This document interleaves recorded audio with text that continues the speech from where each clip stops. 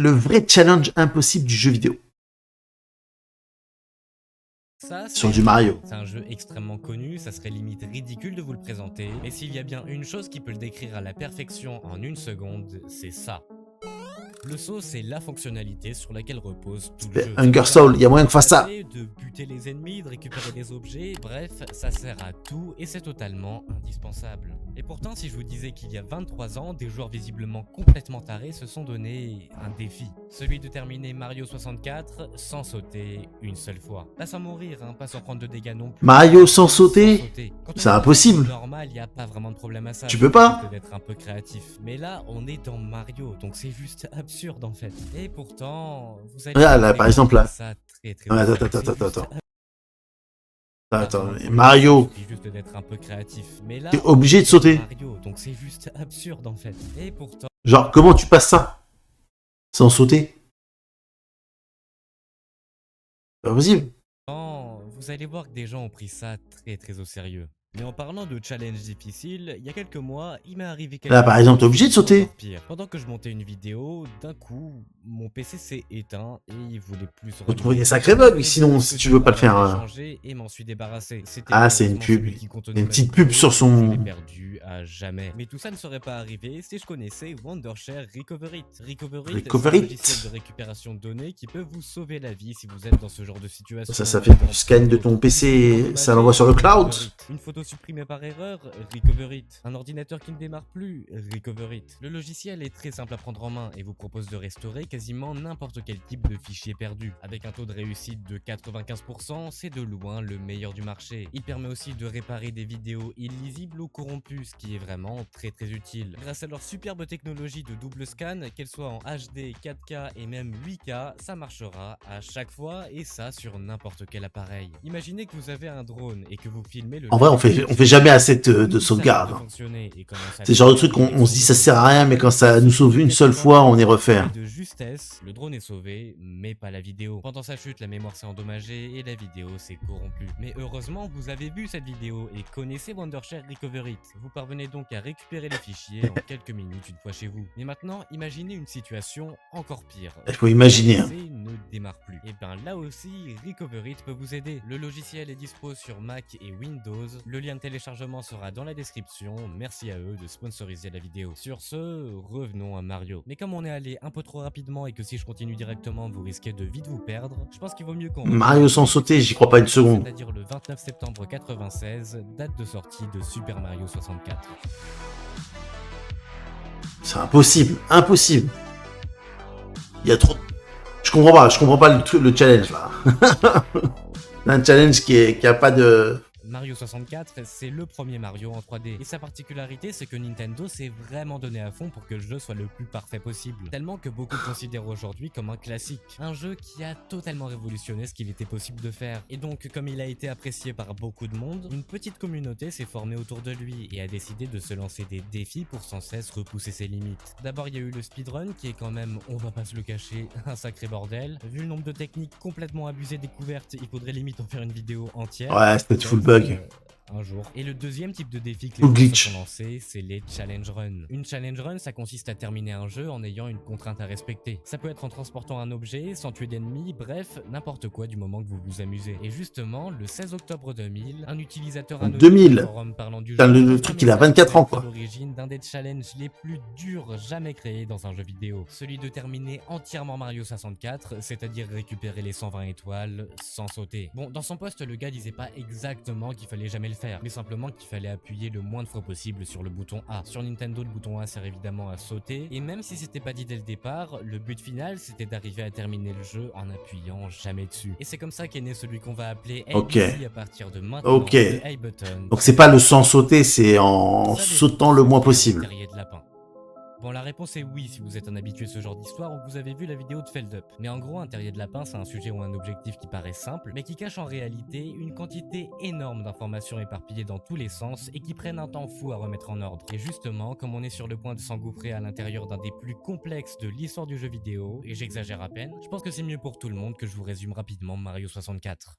Donc au début, Mario reçoit une lettre de Peach qui l'invite à manger un gâteau. Mais en arrivant à son château, y a pas de gâteau. Ce Toad vous dit ensuite que Bowser a kidnappé Peach et qu'il a verrouillé toutes les salles du château et qu'il va donc falloir les défoncer à coups d'étoiles du pouvoir dans la gueule. En explorant un peu, on se rend compte qu'une des salles n'est cependant pas fermée. Alors on rentre dedans et on se jette immédiatement à l'intérieur du tableau. Déjà, juste pour rentrer dans le tableau, t'es obligé de sauter. Qu'à faire avec un tableau. En traversant, on arrive dans un monde appelé la Déjà. bataille Bobombe. On bute le roi tyrannique en haut de la montagne, on récupère l'étoile qu'il avait à l'intérieur de lui et on sort. On s'aperçoit ensuite que si on rentre une deuxième fois dans le tableau, il y a une autre quête à faire et on comprend donc que pour obtenir toutes les étoiles, il faudra visiter plusieurs fois chaque monde. Mais bon, comme pour l'instant c'est pas trop ce qu'on a envie de faire, on sort et on peut maintenant accéder à 2 autres salles. Ah oui, et le chiffre sur leur porte indique le nombre d'étoiles qu'il Et il nous a expliqué Mario 64, c'est beau quoi. 15 niveaux, avec 7 étoiles à récupérer dans chacun d'entre eux. En premier, il y a la bataille Bobombe, la forteresse Swamp, la baie des pirates et la montagne Glagla qui constitue une bonne introduction au gameplay. Putain, je me rappelle tous ces mondes.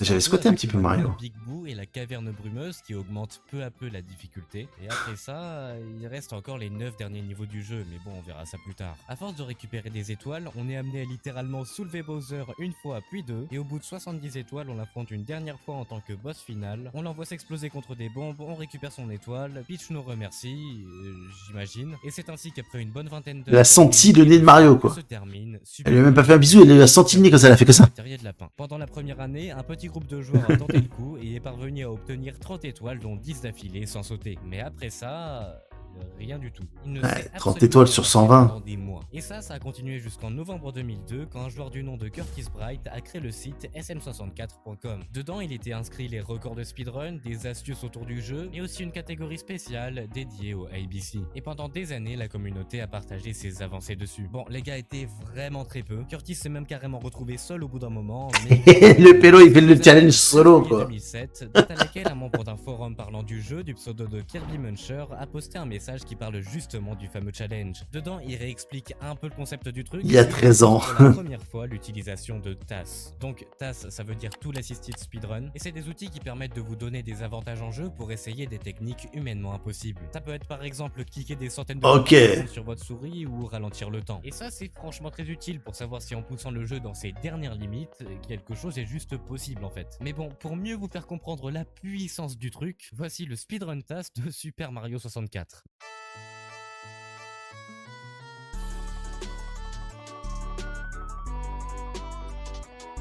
Mais là il saute là, je capte pas. Ah mais là c'est pas le sans sauter là, c'est juste avec l'outil assisté quoi.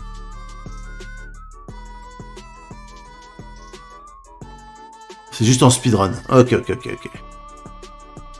Le mec il est au bord de la limite quoi.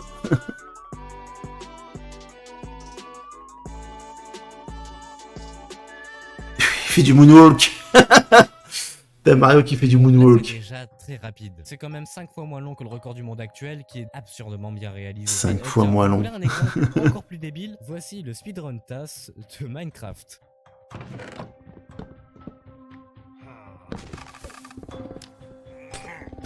Ouais, mais en fait, c'est du shit, le truc. Regarde. C'est-à-dire que là, il nous a mis le timer en haut pour dire que c'est pas monté, mais tu vois, quand le mec, comme il manipule les menus, c'est des macros, quoi. 18 secondes. Bref, tout ça pour vous dire que les TAS, c'est vraiment surpété. Et donc pour que Ouais, le classement c'est soit du cheat. équilibré, Curtis a décidé de créer 2 catégories différentes sur son site. Une avec et une sans outils extérieurs. Et à partir de maintenant, c'est comme ça que les choses vont se dérouler dans la majorité des cas. Les joueurs de la catégorie TAS vont d'abord essayer de découvrir de nouvelles techniques, et ceux de la catégorie classique vont essayer de trouver un moyen de les reproduire eux-mêmes. D'accord, Là, ce qu'on ok. pouvait appeler le record du monde était de 112 étoiles pour 244 appuis sur A. C'est déjà pas mal, ça fait presque 2 par étoile, je pense que quasi personne n'en serait capable ici, mais c'est extrêmement loin de l'objectif final. Alors les joueurs ont continué de s'entraîner et de découvrir de nouveaux glitches. Et le 12 juin 2008... Ouais, le but, c'est de trouver des glitches, en fait. Fois une run ABC du jeu entier. Parce que je pense que vous l'avez remarqué, mais depuis le début, personne n'avait ne serait-ce qu'essayé le challenge sur le jeu entier. En fait, certaines étoiles demandent au minimum une dizaine de sauts pour les obtenir, ce qui augmente drastiquement le nombre d'appuis sur A total. Et la pire d'entre elles, c'est sans doute la 7ème de l'Afro-Bassin. Sa particularité, c'est que pour qu'elle apparaisse, vous devez récolter 100 pièces réparties un peu partout dans le niveau. Bon, jusque-là ça va. Mais sa deuxième particularité, c'est que l'affreux bassin est un monde aquatique. Et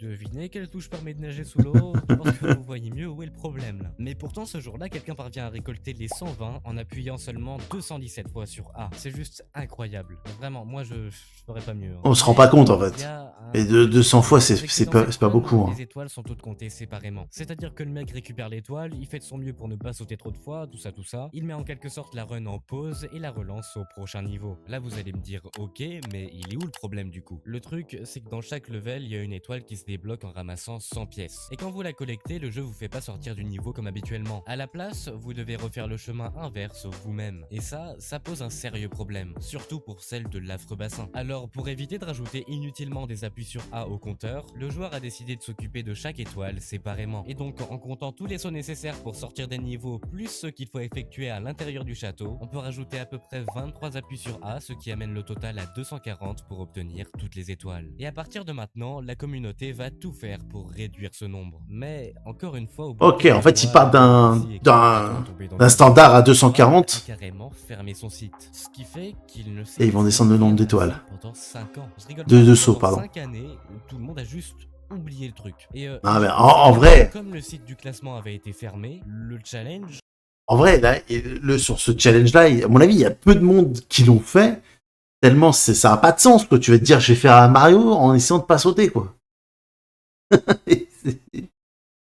C'est quand même fou, quoi. n'existait plus. Mais le 25 août 2013, un nouveau joueur du nom de Panenkoek fait son entrée sur scène. Et Ouais, c'est le deuxième mec à essayer le challenge, Vous quoi. avez sûrement remarqué que jusqu'à présent, il y avait pas mal de périodes de creux où il se passait, pas grand chose. Ça, c'est parce que personne n'était vraiment déterminé au point de passer plusieurs heures par jour pendant des mois, voire des années à tenter le défi. Parce que, on dirait pas comme ça, mais le ABC, ça demande un investissement en temps de dingue pour progresser dedans. Ah oui, et quand je vous ai dit au début que le but du challenge, c'était de terminer le jeu sans sauter, je vous ai menti. En réalité, personne n'envisageait simplement l'hypothèse que ce soit possible. Le but réel du challenge, c'était juste d'essayer d'avoir le maximum d'étoiles avec le minimum de sauts. C'est tout. Mais quand Panen est arrivé, il était tellement bon qu'en le voyant, les gens ne se sont pas demandé est-ce qu'il va y arriver, mais plutôt quand va-t-il y arriver. En 2013, le nombre d'appuis sur A nécessaire pour finir Mario 64 était de 208. C'est déjà extrêmement peu, mais en seulement 2 mois, Panenkoek l'a fait passer à 116. À coups de ski sur carapace, de pont de Goomba et de techniques toujours plus bizarres prenant parfois jusqu'à 14 heures à mettre en place. Ouais, vous avez bien entendu, 14 heures pour une étoile. Alors, en découvrant cet exploit, d'autres challengers se sont intéressés au ABC grâce à lui. Et on peut à peu commencer à inventer de nouvelles techniques pour faire avancer le défi. Après ça, Panenkoek a continué de trouver de nouveaux glitches pour encore et encore réduire le nombre de sauts. En fait, il s'est jamais vraiment arrêté. Mais bon, il a quand même un peu ralenti son rythme. Par contre, c'est pas pour autant que le challenge a été délaissé. Très loin de là. Parce que au même moment, un autre joueur du nom de Tyler Kenney a pris la décision de poursuivre l'héritage de Panenkoek et de s'allier avec lui pour faire progresser le ABC ensemble. Et là, c'était les deux mecs à faire le challenge, quoi. Vous expliquer chaque C'est sûr. détail parce que ce serait beaucoup trop long et très compliqué. Mais en gros, en 1 an et demi et avec l'aide de quelques ils ont baissé de 2 étoiles. Ils ont fait passer le nombre d'appuis sur A de 116 à 40 et ont Oh putain, des dizaines de techniques que what the les fuck, développeurs de Mario 64 n'avaient pas cru possible. C'est juste ahurissant la 40 sauts recherche et de travail que tout ça a demandé. Tellement qu'à force de charcuter le jeu en exploitant ses moindres minuscules failles, nos joueurs sont devenus plutôt célèbres. Surtout Panen qui a aujourd'hui 2 chaînes YouTube à plus de 100 000 abonnés, ce qui est vraiment gigantesque pour une niche aussi peu grand public. Et puis moi j'aimerais bien avoir les 40 000 avant la fin de l'année, donc vous pouvez vous abonner, ça m'aiderait. Mito il a 18K, il veut 40K. Devenu tellement populaire que là où il a raison. ici n'était qu'un petit défi sans grande importance pour la plupart des gens, désormais des milliers et des millions de personnes les connaissent et suivent leurs avancées. Mais Un connu au bataillon, quoi. c'est qu'elles sont de plus en plus rares. Le nombre de sauts est maintenant descendu à 32 et personne ne semble capable de le faire 32. diminuer. 32, vous imaginez pas à Putain, quel c'est point ouf, hein. peu dans un jeu où le symbole qu'il représente c'est ça. Ouais, grave. Et que l'univers entier est créé spécialement pour que cette mécanique soit la seule solution pour avancer. Et vous savez c'est quoi le pire? C'est que sur ces 32 appuis sur A, la moitié sont effectués dans un seul level, l'horloge tic-tac. Sérieux? C'est l'horreur absolue pour le ABC. Même avec des tasks toujours plus performants et des centaines de glitches qui vous permettent de faire absolument tout ce que vous imaginez, il reste impossible à terminer en moins de 16 jumps. Ce qui veut dire que si Panen et Tyler espèrent arriver un jour à terminer Mario 64 sans appuyer sur le fameux bouton, ils doivent obligatoirement trouver un moyen de passer cette horloge maléfique, sans quoi ils n'y arriveront jamais.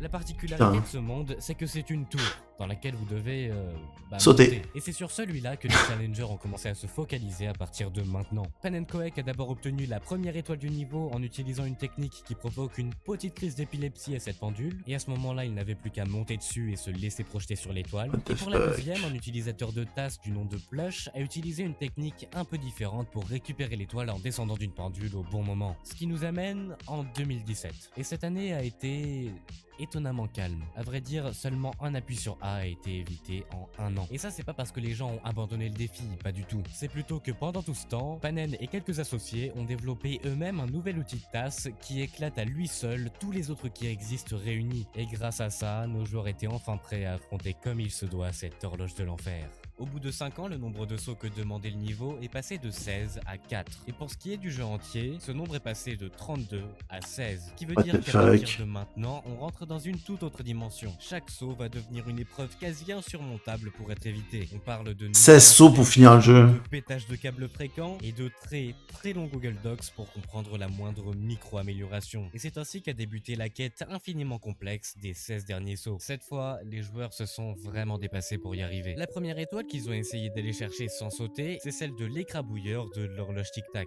Pour l'atteindre, ils avaient réussi à mettre en place une stratégie permettant de n'appuyer qu'une seule fois sur A. Alors ils se sont dit que, pourquoi pas réduire ce nombre à 0. Mais le problème, c'est que cet unique saut est de loin le plus optimisé de toute l'histoire du ABC. Il permet à lui seul de passer les blocs tournants, les tapis roulants et le tombe qui garde le trésor. Donc ce serait complètement dingue de se dire qu'on peut le retirer. Mais le problème, c'est que pour espérer atteindre la fin du défi, il va bien falloir le faire un jour. Alors pour y arriver, Pan Koek et la plupart des autres J'aime bien parce que dans tous les clips qui nous montrent, Mario il saute des milliards de fois quoi. On voit pas les vraies strats qu'ils utilisent quoi.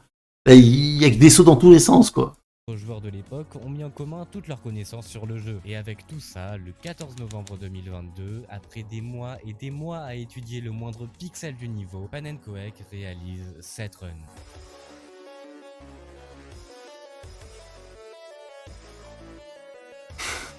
Déjà juste des trucs comme ça, tu te dis putain le mec il gère quoi. Ouais, il full bug ça race.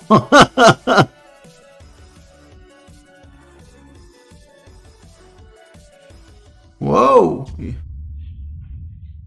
La deuxième étoile qui a été ciblée par les challengers, c'est la 6ème du niveau des laves fatales, l'ascenseur du volcan. Le problème de celle-là, c'est qu'elle est isolée sur une petite île, en hauteur et au milieu d'un lac de lave. Et pour y accéder de manière legit, il n'y a que deux façons de faire. Soit vous prenez le chemin classique que je vous propose, et vous montez à l'aide de ce poteau, ce qui vous oblige à sauter. Soit vous montez sur une plateforme à gauche et vous faites un long jump. Bref, dans les deux cas, vous devez appuyer sur A. Et il n'y a aucun autre moyen de l'atteindre. Du moins, pas dans cet univers. Parce que c'est là qu'entre en jeu une mécanique dont je ne vous ai pas encore parlé, les univers parallèles. Ah oui, et accrochez-vous. Les univers parallèles. C'est pas la partie la plus simple de la vidéo. Mais avant ça, il faut que je vous explique une autre mécanique qui va nous servir, le spawning displacement. En fait, quand Mario est sur une plateforme qui bouge, il a toujours une frame de retard sur elle, ce qui veut dire qu'elle continue de le faire avancer pendant une frame après qu'il en soit descendu. Pour ceux qui savent pas, un écran affiche plusieurs images par seconde pour donner un effet de mouvement appelé des frames. Et dans Mario 64, une plateforme mouvante continue de vous déplacer pendant la durée d'une image après l'avoir quitté. Bon, ça c'est pas très D'accord. utile, vous allez me dire. Mais là où ça devient intéressant, c'est que cette règle s'applique aussi sur les plateformes qui tournent. Ce qui veut dire que si on arrive à nous en éloigner suffisamment en une seule frame, cette minuscule rotation devient assez grande pour nous faire monter jusqu'à l'étoile. Par contre, pour ça, il faut avoir une vitesse